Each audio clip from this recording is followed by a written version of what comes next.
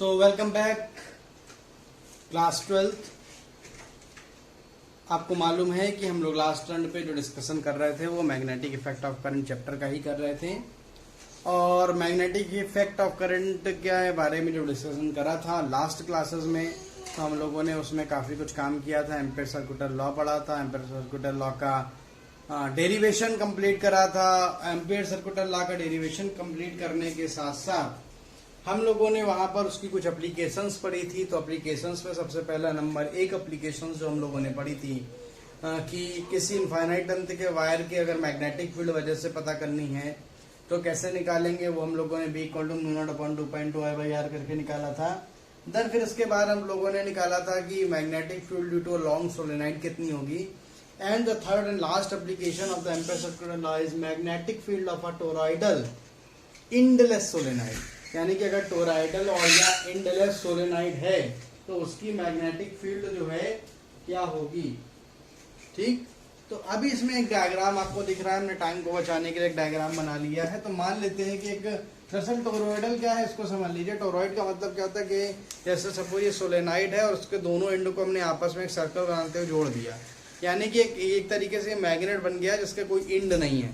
ठीक है, तो ऐसा जो टोरॉइडल होता है इसको ही टोरॉइडल कहते हैं कि एक सोलेनाइड लॉन्ग सोलेनाइड को हमने सर्कुलर जो है आकार में बेंड करके दोनों एंड मिला दिए। अब इसमें स्मॉल आई करंट फ्लो कर रही है, अंदर जो उसकी कोर होगी वो स्मॉल आई करंट उसमें फ्लो कर रही है। बाकी बहुत इंपॉर्टेंट चीज सुन लीजिए, ये जो आप ये क्योंकि हॉलो होती है तो इस रिंग के अंदर किसी पॉइंट क्यू पे या जो है इस टोरॉइड के बाहर किसी पॉइंट आर पे अन्य किसी पॉइंट पे मैग्नेटिक फील्ड 0 होगी। Y?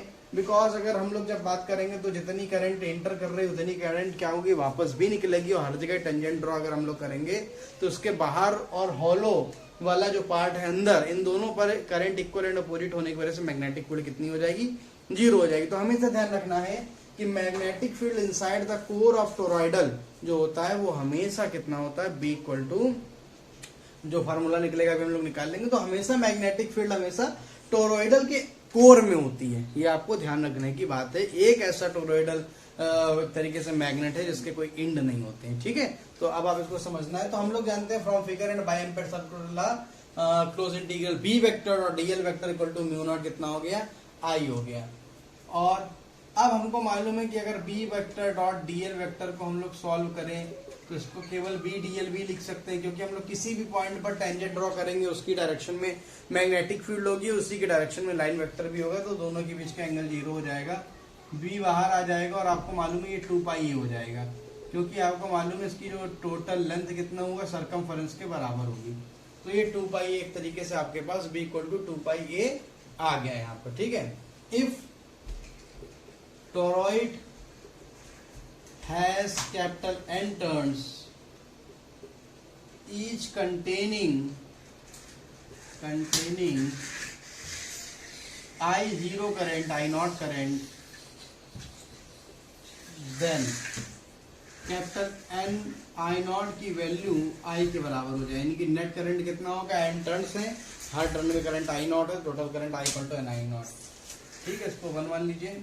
Therefore, so from equation 1, तो B वेक्टर और DL वेक्टर क्लोज इंटीग्रल की जगह ये रख दीजिए B × 2πa = और यहाँ पर जो है μ0 I की जगह आप रख दीजिए μ0 N I0 हो गया। ठीक है, क्लियर हो गई बात। तो और करके लिख दीजिए तो μ0 और यहाँ पर N/2πa लिख दिया और ये हो गया I0। और B = μ0 स्मॉल n I0 भी लिख सकते हैं। ठीक है, since small n = capital N/2πa, यानी कि number of turns per unit length of toroid. Clear हो गई बात। तो ये बिल्कुल सेम फार्मूला है जैसे लॉन्ग सोलेनाइड का होता है। तो बहुत इंपॉर्टेंट डेरिवेशन, इसको नोट कर लीजिए, कई बार एग्जाम में ये आता भी है। आपका पॉज करके वीडियो आप नोट कर सकते हैं।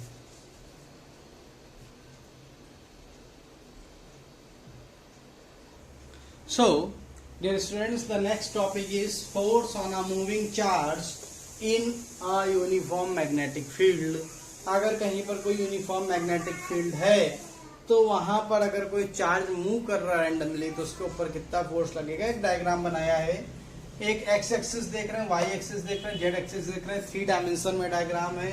एक एक्स वाई जेड जो कोऑर्डिनेट जनरली सिस्टम आप देखते हैं, उसके अलावा इस तरीके से भी बना सकते हैं।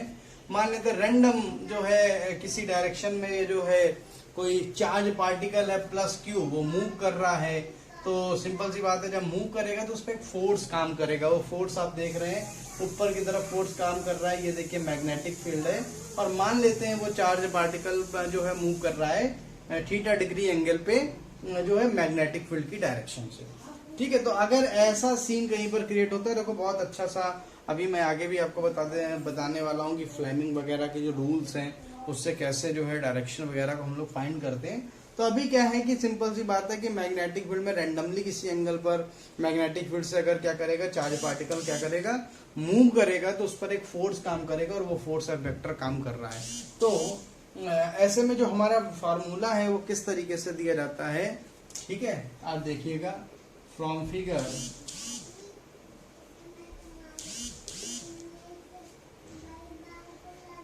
Force on charge plus q is given by f vector equal to q v vector cross b vector। ठीक है, आप देख सकते हैं कि जो v वेक्टर और b वेक्टर है इन दोनों के बीच में कुछ एंगल बन रहा है। ठीक है, और फोर्स जो लगेगा तो वो देखिए इसके अलग डायरेक्शन में यहाँ पर आपको दिख रहा है। आप इसको अगर और करके F equal to Q V B sine theta भी लिख सकते हैं। ठीक है, और इन जेड डायरेक्शन तो आप इसको भी मेंशन कर सकते हैं। ठीक है, तो F बराबर कितना आ गया, Q V B sine theta. अब मान लेते हैं कि अगर 90 डिग्री पे ये मूव कर रहा होता, इफ थीटा बराबर 90 डिग्री होता, देन F बराबर आ जाता क्यू वी बी, तो मैक्सिमम फोर्स यहाँ पर लगता, इसको बोलते हैं F मैक्स। तो F मैक्स इक्वल टू कितना हो जाता, क्यू वी बी। और मैग्नेटिक फील्ड की डायरेक्शन में ही अगर चार्ज पार्टिकल मूव करने लगे तो थीटा 0 हो जाता है, तब बोला जाता है F मिनिमम वो कितना हो जाएगा, 0 हो जाएगा।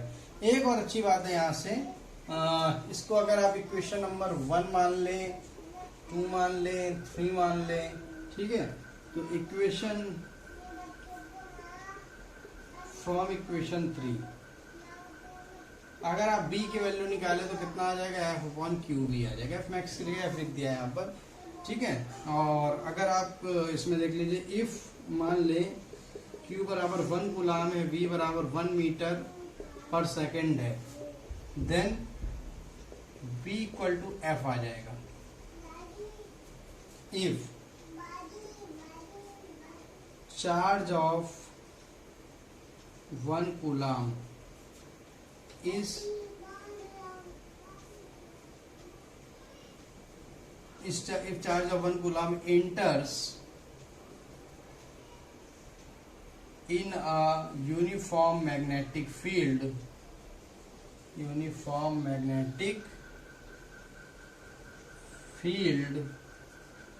ठीक है, परपेंडिकुलरली, ठीक है, perpendicularly,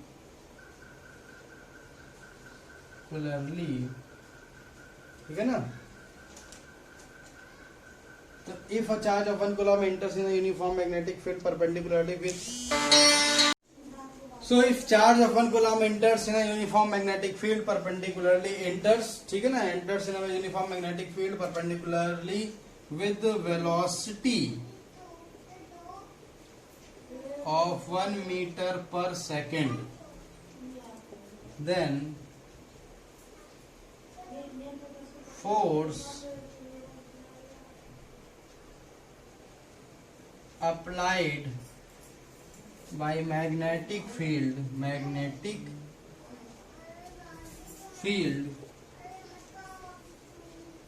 equals the magnitude of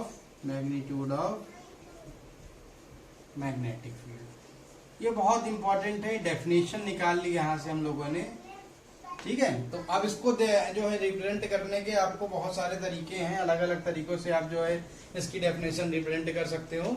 जैसे दूसरा तरीका भी है, if charge of one coulomb enters in a uniform magnetic field perpendicularly with velocity of 1 metre per second, then force experience by the charge is known as the magnitude of the magnetic field. तो आप यहाँ से magnetic field define कर सकते हो। Even यहीं से आप चाहो तो यहाँ पर जो है B = F आ गया, तो यहाँ पर जो है अगर आप चाहो तो यूनिट ऑफ बी भी लिख लो आप, यूनिट ऑफ बी जो कितनी हो जाएगी, न्यूटन पर कूलम इंटू मीटर, ये सेकंड आता है तो और करके न्यूटन इंटू सेकंड और मीटर कूलम भी आप कर सकते हो, ठीक है। अच्छा थोड़ा और ईज करना हो इसको तो न्यूटन इंटू सेकंड और मीटर, और जो है कूलम को आप लिख सकते हो Q बराबर IT, आई का मतलब एम्पियर, टी का मतलब सेकंड, एम्पियर सेकंड, तो एम्पियर और सेकंड अगर आप कर लो तो सेकंड कट जाएगा, तो ये आपका और करके आ जाएगा न्यूटन पर मीटर एम्पियर, ठीक है भाई। आगे आपका तो ये एक बहुत जबरदस्त फार्मूला है, बहुत इंपॉर्टेंट फार्मूला है, ठीक है। तो ये आप एक फार्मूला हो गया। देन इसके बाद फिर अगर आप यहाँ से डायमेंशन भी बना सकते हैं, डायमेंशन ऑफ V भी लिखना चाहे तो डायमेंशन ऑफ V भी आप लिख सकते हैं, न्यूटन का m × 10⁻² कर दीजिए अपॉन मीटर का L कर दीजिए, एम्पियर का A कर दीजिए, तो m L से कट जाएगा तो m T⁻² और A इनवर्स आ जाएगा, दैट्स इट। तो एक बहुत इंटरेस्टिंग जो है आपका यहाँ पर टॉपिक बन गया। सो अब आप इसको जो है नोट कर सकते हैं by pausing the video, then फिर हम लोग इसके आगे बढ़ते हैं।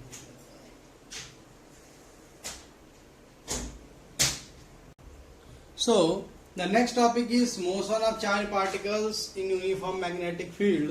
तो किसी भी चार्ज पार्टिकल का मोशन कैसा होगा, तो हम कंडीशन लगा रहे हैं कि if a charge plus Q enters perpendicular to the magnetic field। अगर मान लेते हैं कहीं पर जो है आप देखिए क्रॉस अगर मैग्नेटिक फील्ड दिखाई जा रही है, तो क्रॉस का मतलब होता है मैग्नेटिक फील्ड दिखाने का मतलब है कि perpendicular to the plane downward या इनवर्ड, ठीक है, पेज के अंदर की ओर। जैसे अगर एक कॉपी का पेज ले तो अंदर की ओर अगर मैग्नेटिक फील्ड है तो क्रॉस से, डॉट से मतलब पेज के बाहर की ओर है। फ्लेमिंग का लेफ्ट हैंड रूल आपको याद होगा, नहीं याद है तो देखिए, बहुत आसान सा फ्लेमिंग का रूल था कि अगर जो मैग्नेटिक फील्ड है, जो मिडिल फिंगर, ये वाली जो फिंगर आपको दिख रही है, ठीक है, इस फिंगर पे अगर हम लोग कहें कि मैग्नेटिक फील्ड की डायरेक्शन शो करता है, ये +Q चार्ज के मोशन की जो है मैग्नेटिक फील्ड जो है एक तरीके से +Q चार्ज के मोशन का डायरेक्शन दिखाता है, तो थंब ये बताएगा कि फोर्स कहाँ पर लग रहा है। अगर यहाँ पर मान लेते हैं कि एक चार्ज पार्टिकल, आप ध्यान से देखिएगा इसको, चार्ज पार्टिकल भाई ऐसे एंटर करता है, ठीक है, +Q चार्ज पार्टिकल है और ये v वेक्टर वेलोसिटी से मैग्नेटिक फील्ड के परपेंडिकुलर एंटर कर रहा है। देखिए मैग्नेटिक फील्ड अंदर की ओर है यहाँ पर, और चार्ज पार्टिकल की डायरेक्शन इस उंगली से मैंने दिखाई हुई इधर जा रहा है, तो फोर्स कहाँ लगेगा, ऊपर की ओर लगेगा। फिर इसी प्रकार ये चार्ज पार्टिकल थोड़ी देर बाद घूमते हुए यहाँ पर पहुंचेगा, और जब यहाँ पर पहुंचेगा तो इसमें आप ये मान के चलिए कि जो है ये इसको आप फोर्स हम कह दे रहे हैं।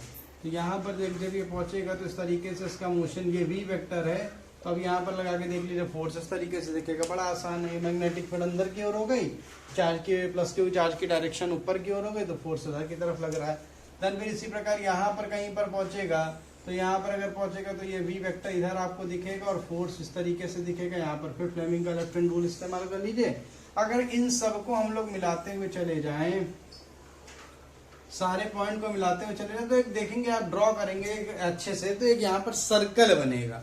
मान लेते हैं वो सर्कल अगर r रेडियस का हो, तो जरूरी नहीं है, मान लिया, तो हमेशा ध्यान रखें कि when our charge +Q charge enters in a uniform magnetic field, then always the path of the charge particle is circular, ठीक है। तो सर्कुलर पाथ पे ही क्या करेगा, मूव करेगा। बहुत सारी चीजें हैं कि अगर आप चार्ज का जो है आप मान लेते हैं फोर्स F लग रहा है, रेडियस मान लिया r बना रहा है, बात की चार्ज का मैग्नीट्यूड q है, वेलोसिटी v है, मास मान लीजिए अगर स्मॉल m है, तो आप बहुत सारी चीजें यहाँ पर कैलकुलेट कर सकते हैं। तो अगर आपसे पूछेगा तो जो है from figure force on charge F बराबर हो जाएगा QVB, ठीक है, थीटा 90 डिग्री है, सारा एंगल 90 डिग्री, तो इक्वल टू QVB हो गया। अब आपको मालूम है अगर सर्कुलर पाथ में मूव करना है, तो क्या लगेगा, एक नेसेसरी सेंट्रीपिटल फोर्स होना चाहिए। तो एफ की जगह कितना हो जाएगा, mv² upon R equal to QV। मेरे ख्याल से आपको दिक्कत नहीं होनी चाहिए, since F equal to mv² by R होता है। सर्कुलर के लिए कंडीशन है ये, तो आप ठीक है। तो इसको जरा एक बार देख लेंगे। तो एफ बराबर कितना हो गया, QV भी हो गया। मैंने कहा कि जो है सर्कुलर पाथ पे करेगा तो सेंटीमीटर फोर्स होना जरूरी है, mv² बाई आर हो गया इक्वल टू QV भी आ गया, B से भी कट गया। अगर आर की वैल्यू निकाले तो QV अपॉन कितना हो जाएगा, सॉरी MV अपॉन कितना हो जाएगा, QV हो जाएगा। MV अपॉन कितना हो गया, QV हो गया।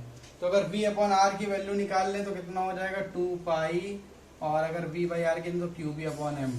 तो यहाँ पर आ गया 2 पाई QV अपॉन कितना हो गया M। ठीक, तो सिंस अभी हमने क्या कहा कि अगर जो है आप सॉरी R अपॉन V की वैल्यू निकाल लीजिए, है ना। R अपॉन V की वैल्यू निकालेंगे तो M अपॉन QV आएगा। तो 2 पाई M अपॉन कितना हो गया, QV आ गया। ठीक है ना। सिंस आप लिख लीजिए R अपॉन V की जो वैल्यू है वो M अपॉन कितना हो गई, QV आपको सामने दिख रही है। तो ये भाई आपका देखिए देयरफॉर T आ गया, 2 पाई M अपॉन कितना हो गया, QV हो गया। ये टाइम पीरियड निकल आया। ठीक है। अगर फ्रिक्वेंसी पूछे, फ्रिक्वेंसी का मतलब होता है नंबर निकालना। ठीक है, नंबर ऑफ ऑसिलेशन पर सेकंड यानी नंबर ऑफ रोटेशन रिवॉल्यूशन पर सेकंड। तो आप जो देखिएगा QV अपॉन 2 पाई M हो जाएगा। तो इस तरीके से आपका फ्रिक्वेंसी भी यहाँ पर निकल आया। तो अभी आपने देखा कि अगर परपेंडिकुलरली कोई चार्ज पार्टिकल एंटर करता है मैग्नेटिक फील्ड में तो उसका सर्कुलर पाथ होता है। बट ऐसा अगर हो कि जैसे एग्जांपल के लिए कि वो किसी भी एंगल पे एंटर करे मैग्नेटिक फील्ड में, तो हमेशा ध्यान रखिएगा उसका पाथ जो है वो इस तरीके से हेलिकल आ जाएगा। यानी कि कभी भी चार्ज पार्टिकल किसी भी मैग्नेटिक फील्ड पे 90 डिग्री के अलावा किसी एंगल पे जो है एंटर करेगा, भाई अगर हॉरिजॉन्टल 0 डिग्री करेगा तो अनडिफ्लेक्टेड निकल जाएगा।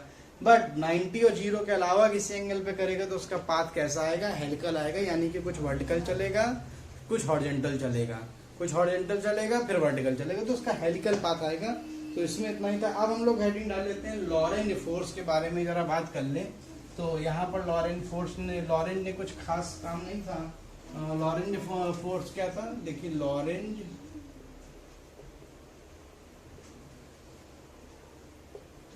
फोर्स क्या था। लॉरेंज ने सिर्फ जो है दो चीजों को एक साथ कर दिया। उन्होंने कहा कि मान लो कहीं पर एक दूसरे से परपेंडिकुलर इलेक्ट्रिक फील्ड और मैग्नेटिक फील्ड दोनों है, तब कितना फोर्स लगेगा। तो उन्होंने कहा कि Q equal to E vector plus V vector cross B vector, ये फोर्स लगेगा।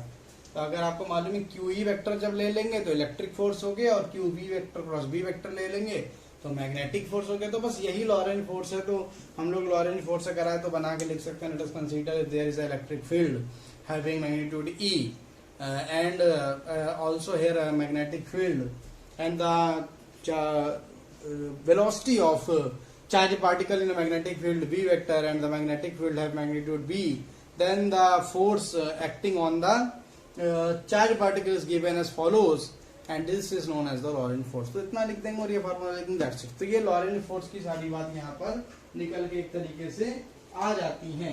देन इसके बाद साइक्लोट्रॉन आपके सिलेबस में है नहीं, साइक्लोट्रॉन आपके सिलेबस से खत्म हो चुका है। और जब अगर साइक्लोट्रॉन अगर खत्म हो गया है तब आपके पास जो अगला टॉपिक आता है वो आता है force on a current carrying conductor. कैसे होगा तो देखते हैं। Force on a current carrying conductor अगर दिया है तो मैग्नेटिक फील्ड देख रहे हैं perpendicular to the plane, inward अंदर की ओर है। देश से है प्यार तो हर पल ये कहना चाहिए। So dear students, so we are in force on a current carrying conductor। अगर मान लेते हैं कि force on a current carrying conductor in a magnetic field, in a uniform magnetic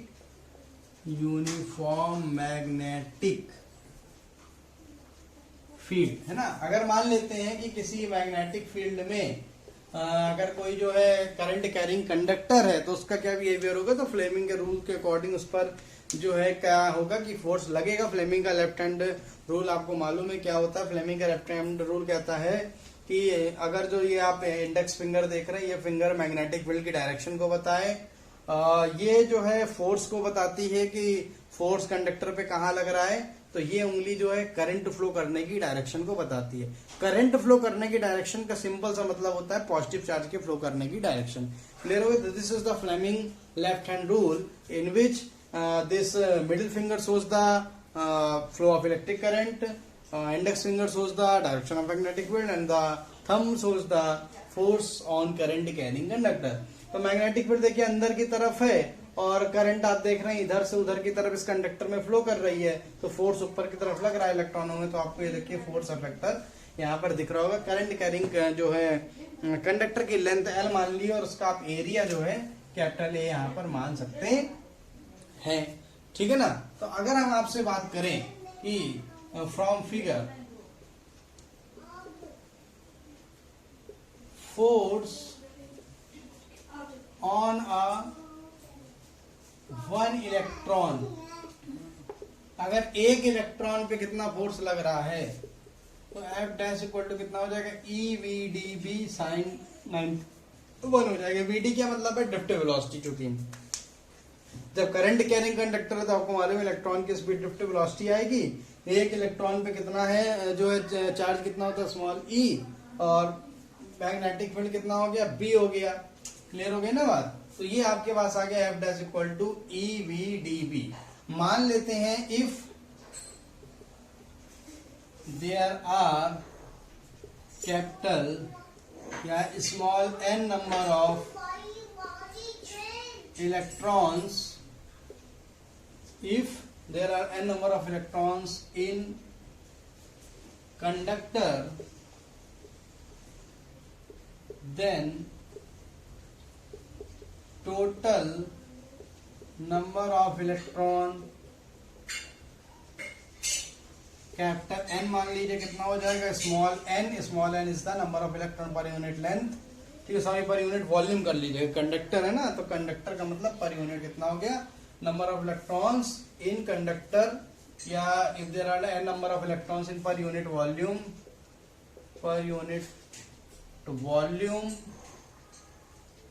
of conductor. ठीक है, then total number of electron n capital equal to small n का मतलब कितना होगा number of electrons per unit volume. और volume अगर लिखना हो इसका तो कितना होगा, एरिया कितना है A है और लेंथ कितनी AL है। AL इज द वॉल्यूम हो गया, यानी कि n इंटू अगर AL करा देंगे हम लोग यहाँ पर तो आपके पास जो है यहाँ पर नंबर ऑफ जो इलेक्ट्रॉन्स एक तरीके से यहाँ पर आपके पास निकल के आगे देखिए बहुत इंपॉर्टेंट जो है कैपिटल बराबर NaL का जो है फॉर्मूला आ गया। तो यहाँ पर अब हम लोग बात करेंगे total force on current carrying conductor कि टोटल फोर्स कितना लगेगा करंट कैरिंग कंडक्टर पे, तो कितना हो जाएगा F equal to L into F dash हो जाएगा भाई। तो अगर n की वैल्यू को NaL रख दीजिए यहाँ पर और इक्वल टू EVdB लिख दीजिए जो है ये फोर्स की जगह। तो अगर आप ध्यान से देखें तो उसको हम NeAVD को एक साथ चाह रहे हैं लिखने, ठीक है ना। और ये देखिए NaEVD, तो NeAVD को एक साथ लिख लिया तो जो है यहाँ पर B लिख दिया और यहाँ पर लिख दे रहे हैं L। तो ध्यान से देखिए कितना आ गया BIL आ जाएगा। तो F बराबर कितना आ गया BIL आ गया। सिंस आप पढ़ के आए हैं करंट इलेक्ट्रिसिटी में I इक्वल टू NaVD होता है, तो यहाँ पर निकल के आ गया। ठीक है, इफ एक और कंडीशन भी है यहाँ पर कि इफ ठीक है, if conductor is at an angle, conductor is at an angle theta, ठीक है, देन हम इसको F बराबर BIL साइन थीटा भी लिख सकते हैं। ठीक है, तो आप इसको इस तरीके से लिख सकते हैं equal to I into L cross B के फॉर्म में लिख सकते हैं। तो इट विल बी जो है vector quantity, actually force is a vector quantity. तो F बराबर BIL साइन थीटा मेरे ख्याल से समझ गए होंगे आप। और इसको आप F vector equal to I और यहाँ पर जो है L vector cross B vector भी लिखा जा सकता है। तो this is the vector form of this law. So ये बहुत इंपॉर्टेंट जो है आपके पास लॉ है, ठीक है, और ये बहुत इंपॉर्टेंट डेरिवेशन है, इसको आप नोट कर लीजिए वीडियो को पॉज करके। So this is the final topic of the magnetic effect of current, force between two parallel current carrying conductors and the definition of ampere। इसमें दो आपको वायर दिख रहे हैं, दो वायर में क्या कर रहा है कि इसमें आप देखेंगे एक में I1 करंट फ्लो कर रही है, एक में I2 करंट फ्लो कर रही है, और ये एक दूसरे के पास है। हमें पता लगाना है ये अट्रैक्ट करेंगे, एक दूसरे को रिपेल करेंगे, और इनका फोर्स का मैग्नीट्यूड क्या होगा। तो हम सबसे पहले करते हैं कि I1 में देखो करंट जो है I2 को देखें अगर, तो I2 में देखिए करंट फ्लो कर रही है। अगर मैग्नेटिक फील्ड पता करनी हो तो आपको मालूम है हाथ ऐसे निकालेंगे तो I2 पर रखिए और इसको जो है इस तरीके से घुमाएंगे तो देखिए मैग्नेटिक फील्ड इस वाले पॉइंट पे जहां मेरी फिंगर है वो बाहर की तरफ आएगी तो डॉट बनाए। इसी प्रकार I1 वाले के लिए जब हम घुमाएंगे तो इधर से तो घूमेगा और वापस इधर के लिए जब I2 वाले वायर जो जिसमें करंट फ्लो कर रही है उस वायर में जब आएगा तो पॉइंट अंदर की ओर मैग्नेटिक फील्ड हो जाएगी, यहाँ बाहर की ओर, यहाँ अंदर की ओर। अब आप पता लगाइए कि देखिए करंट फ्लो कर रही है जो है आप अगर देखेंगे ऊपर की ओर और मैग्नेटिक फील्ड पहले वाले में बाहर की ओर है। फ्लेमिंग का लेफ्ट हैंड रूल लगा रहे हैं हम, तो देखिए करंट जो है यहाँ पर ऊपर की ओर फ्लो कर रही है, मैग्नेटिक फील्ड बाहर की ओर है, तो फोर्स इधर लग रहा है। ये देखिए ये फोर्स इधर आपको दिख रहा है इफेक्ट। इसी प्रकार यहाँ पर देखिए यहाँ पर जो लगाएंगे तो करंट ऊपर की ओर है, मैग्नेटिक फील्ड अंदर की ओर, फोर्स इधर लग रहा है। यानी कि उस कंडीशन में जब दोनों में वायर में करंट एक ही डायरेक्शन में फ्लो करती है उस दौरान एक दूसरे को दोनों तार क्या करते हैं, अट्रैक्ट करते हैं। तो ये बात मेरे ख्याल से आपको इतनी समझ में आ गई। नहीं, यहाँ पर दूसरा डायग्राम बना हुआ है। इस डायग्राम में अगर हम लोग देखेंगे तो एक में करंट ऐसे मान लो फ्लो कर रही है I1 और दूसरे में करंट अपोजिट डायरेक्शन में फ्लो कर रहे हैं। तो देखिए जब यहाँ पर अपोजिट डायरेक्शन में करंट फ्लो कर रही है तो इस तरीके से नीचे की तरफ करंट जा रही, घुमाएंगे तो देखिए अंदर की तरफ मैग्नेटिक फील्ड इधर आई, और जब इधर के लिए करते हैं तो आपको मालूम है इधर के लिए करेंगे तो घूम के अंदर की ओर मैग्नेटिक फील्ड जाएगी। दोनों कंडीशन में मैग्नेटिक फील्ड अंदर की ओर हो गई। अब देखिए यहाँ पर अगर हम लोग बात करेंगे मैग्नेटिक फील्ड अंदर की ओर, करंट ऊपर फ्लो कर रही, फोर्स बाहर की तरफ लगा। यहाँ पर देखिए मैग्नेटिक फील्ड कहाँ हो गई, अंदर की ओर, जो है मैग्नेटिक फील्ड अंदर की ओर हो गई, करंट नीचे फ्लो कर रही है, फोर्स उधर हो गया। अब जब दोनों वायर में अलग अलग करंट डायरेक्शन में फ्लो कर रही है उस कंडीशन में जो एक दूसरे जो तार है एक दूसरे को क्या करेंगे, रिपेल टू ईच अदर, एक दूसरे को रिपेल करेंगे। तो ये दोनों वायर को आपने देखा अलग अलग, और ये दोनों का कहने का मतलब था हमारा। अब हम लोग अगर बात करते हैं कि यहाँ पर अगर हम V1 की बात करें तो mu naught upon 2 into I1 upon कितना आ जाएगा R। ये मैग्नेटिक फील्ड की अगर हम लोग बात करेंगे तो यहाँ पर V1 इक्वल टू कितना आ जाएगा, mu naught upon 2 into I1 by R, अगर मैग्नेटिक फील्ड की बात करेंगे। और अगर हम लोग यहाँ पर जो है फोर्स की बात करेंगे तो जब फोर्स निकालेंगे यहाँ पर F1 अगर आप निकालें तो F1 अगर या F2 अगर निकालेंगे यानी कि दूसरे वायर पे जो करंट फ्लो कर रही है उसमें फोर्स कितना लगेगा, तो अगर हम लोग निकालें तो यहाँ पर आ जाएगा।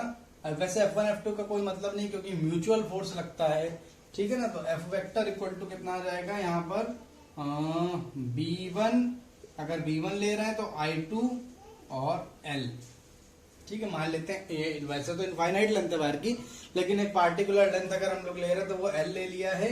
अगर ध्यान रखिएगा कि मैग्नेटिक फील्ड अगर पहले की लेंगे तो करंट की फिर दूसरे की लेंगे, अगर दूसरे वाले वायर की बात कर रहे हैं, ठीक है ना। तो यहाँ पर अगर इस तरीके से कर दिया तो B1 की वैल्यू रख दो तो mu naught upon 2 pi into I1, I2 upon कितना आ गया R आ गया, और GL आ गया। देयरफॉर F अपॉन L अगर आप निकालेंगे तो mu naught upon 2 pi into I1, I2 upon R। इसीलिए इसे म्यूचुअल बोलते हैं। पर यूनिट लेंथ में जो लगता है वो फोर्स लगता है और उसको म्यूचुअल फोर्स हम लोग कहते हैं, क्योंकि एक जितने दूसरे पे लगाता है दूसरा पहले पे लगाता है। तो ये दो लाइनें बहुत अंडरस्टैंड करने वाली थी कि मैग्नेटिक फील्ड पहले कितनी होगी, mu naught upon 2 pi into I1 upon R होगा, तो फोर्स कितना होगा। अगर हम लोग दूसरे वायर पे बात करेंगे तो V1 I2 L होगा, और पहले वाले पे बात करेंगे तो V2 I1 L हो जाएगा, ठीक है ना। तो ये आप निकाल लें, तो ये आपका फोर्स पर यूनिट लेंथ यहाँ पर निकल के आ गया। अब यहाँ पर अगर हम लोग करंट की डेफिनेशन अगर मान लेते हैं, इफ माना कि यदि I1 I2 की वैल्यू I के बराबर है तो therefore F upon L equal to कितना आ जाएगा, mu naught upon 2 pi into I square upon कितना आ गया, R यहाँ पर निकल के आ गया, ठीक है। तो यहाँ पर जो है एक तरीके से यहाँ पर I स्क्वायर आ गया, और यहाँ से अगर हमें करंट की डेफिनेशन निकालनी हो तो करंट की डेफिनेशन भी हम लोग यहाँ पर निकाल सकते हैं। ठीक है, और अगर निकालेंगे तो एक तो ये फार्मूला तो आप नोट कर लीजिएगा, इतना आ गया। और अगर हमें करंट यहाँ पे डिफाइन करना हो तो इसको अगर आपको मानना पड़ेगा कि दो वायर एक दूसरे से यूनिट डिस्टेंस पे हो, और एक तरीके से जो है अगर हम लोग फोर्स F/L की अगर बात करेंगे तो F/L भी क्या हो जाए, अगर यूनिट हो जाए तो जो भी फोर्स I1 I2 की वैल्यू होगी वो μ0/2 पाई के बराबर एक तरीके से निकल के आ जाएगी। यहाँ पे अगर देखना जाए इफ F/L अगर आपने कर लिया 1 न्यूटन पर मीटर कर दिया एंड R इक्वल टू आपने 1 मीटर कर दिया या यूनिट कर दिया, तो देखिए I स्क्वायर अगर आप निकालेंगे या I1 I2 की बात अगर कर लेते हैं, इसको भूल जाइए थोड़ी देर पहले सर की बात करते हैं। तो I1 I2 की अगर आप बात करेंगे तो 2 पाई अपॉन कितना हो जाएगा, μ0 हो जाएगा। ठीक है, तो यहाँ पर कितना आ जाएगा आपका, अगर इसको निकालेंगे तो मेरे ख्याल से μ0 की वैल्यू अपनी जो आपको बताई थी 4 पाई, ठीक है ना, तो 2 पाई लिखा रहने दीजिए। μ0 की वैल्यू होती है 4 × 10⁻⁷ इस तरीके से आ जाती है, तो ये कट जाता है आपका, तो t हो गया तो 10⁻7/2 आ गया। ठीक है, तो ये आपका I1 I2 की वैल्यू यहाँ पर करंट की वैल्यू एक तरीके से निकल आएगी। तो I1 I2 अगर आपको सॉल्व करके निकालना हो तो 0.5 और 5 × 10⁻⁴ कितना आ जाएगा, यहाँ पर 6 आ जाएगा। ठीक, तो ये I1 I2 की वैल्यू है। तो ये करंट निकल आएगी कब, जब फोर्स पर यूनिट लेंथ कितना हो, यूनिट हो, और आपका डिस्टेंस हमने दोनों की कितनी मानी हो, 1 मीटर मानी हो, तब जो करंट निकलेगा I1 I2 5 × 10⁻⁶ एम्पियर स्क्वायर होगी। फिर I स्क्वायर अगर कर लें तो I स्क्वायर की वैल्यू आ जाएगी। तो जनरली इस फॉर्म में भी आप जो है इसको रख सकते हैं। ठीक है, तो ये यहाँ से एक जो है करंट की डेफिनेशन आ जाती है, किसी भी बुक को उठाकर आप देख के वहां पर नीचे नोट कर सकते हैं। तो ये एक बहुत इंपॉर्टेंट टॉपिक था, और इसी के साथ ये चैप्टर खत्म हो जाता है। जल्द गूगल मीट क्लास पर हम लोग न्यूमेरिकल डिस्कस करेंगे, तब तक के लिए नमस्कार।